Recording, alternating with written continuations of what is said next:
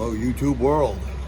I was asked on a forum for A-Bodies Only, FABO, primarily a Mopar site, which most of you guys probably are on that site, checking out my videos.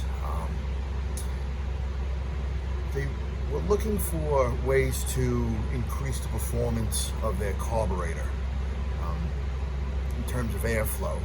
There's not a lot you can do with the Carter. They only come in so many sizes and all their variants, who they're made by. Thermoquad had them for a while, then Edelbrock picked them up. So, you know, things only get so good. One of the things you can do as far as your air filter is concerned is to get a filtered top from K&N, which allows the air to come straight down. This is better because air is molecules, thus weight, and they don't like to turn. They just want to keep going in the direction of the energy that they were first brought into. Coming straight across, through the filter, they don't want to make that turn down into the carburetor. So if you can get the top or even provide a small neck to come up to help straighten the air out as it goes in the carburetor, it's going to be better in terms of airflow. So as you can get more air and fuel in it, you'll make more power. That's the air filter and the base. So we're not going there today. You guys wanted to know, what can you do with the carburetor? Well, like I said, there's not a lot. However, if you have the book about the Carter series carburetors, they show you can whittle down the boosters. You can also remove the choke, air horn. Of course, now when you start doing this, your street car is not going to, probably not going to appreciate it much, since you're losing the choke function. Now here in Florida, we don't have much of an issue with that, as well as a lot of the other southern states. Of course, the farther south you go, the better the weather is for your non-choke use. But up north, obviously from New York, you're going to need a choke if you're going to drive the car when it's cold out. So you may not want to do these modifications, but I'll show you what I fooled around with on a spare Thermoquad top. I have a few spare Thermoquads. I picked them up long time ago. They were $20 cores, mostly garbage, and that's perfect when you want to start fooling around with them. You want to cut them up, you want to drill things out, you want to whittle away with your Dremel a few things. Not a bad idea. Cheap, you don't care about it, especially if it has a lot of vacuum ports on it for emissions. It's more of a pain to rework that carburetor to a performance carburetor. They just don't like it. Is it possible? Yes. Is it worth the time? Not for me. Don't care to be bothered.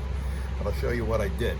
First thing I did on this Thermoquad top, and I have no idea where this thing originated from, but I took the air horn off. And I took this off with a Dremel and a cutting wheel. It's pretty much a butcher's job. You can see how it lays flat. Now if you can get the air to come more straight down into this, it will help a lot. So one of the things that I did was take that Dremel, got a few bits, and I started working over here. And you can see that another fine hack job in process. I took the outside secondary booster off, and it left a little hole at the bottom of the booster. I don't think that would affect anything, but then again, maybe it will. I don't know. I've actually never got a chance to put this on a vehicle, obviously. This is way undone. Or any other mods I've done on other ones. Now on the other side, I didn't get a chance to take the ring off. But you can see here that I went a bit too far. I don't know if I can really get that in the light, but where the booster leg goes into the main body part of the top, there's an air bleed and air and fuel passageways. Right there in the corner where it's all hacked up. Might even be able to see a little bit. That's too far. Now we have a worthless piece of junk for actual use. However, experimenting will continue. Better view. Now if you just hang out with me for 1 second, take a walk over to the box. Other junk that I have. Yeah, here's one. Here's another one with an idle compensator on the nose. Hold on a second. You could see between the two. I'm gonna get overhead. Hopefully I won't cast too much of a shadow.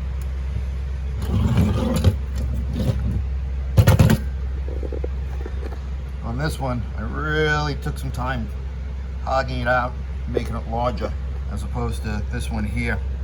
You could see where this choke tower cuts off part of the booster circumference, and that is less airflow, at least straight down into it. Over on this one, hogged it out, made it more round, exposing more of the venturi in the plastic body. Now these are things that you can do not only through the Thermoquad, but also the AFB, AVS, and any other carburetor. However, I suggest you find a piece of junk that's not worth rebuilding to experiment on, cut up, drill out. You know, a lot of this is an unknown to me. I don't know if this will work on the street, but these are things that are given in the books to help increase airflow. It's only a little bit, there's not a lot to be gained, but outside of the major pieces, the major players for making power, it's the little things that add up after a while. So this could very well help you out, unless your engine really just doesn't need the extra CFM. And I have not really seen that to be the case on a lot of cases.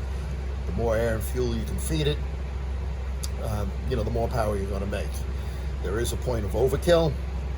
I don't know where it is, especially on this thing. It's a project I started, never finished, got sidetracked. There's always something in the way of something, and it always piles up. So, you know, maybe one day I'll get there.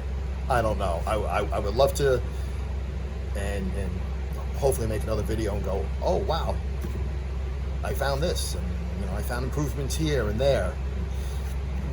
But that's not going to happen too quickly. So, cross your fingers. Maybe it will. Maybe I'll hit Lotto 2. Guess I'll have to play first.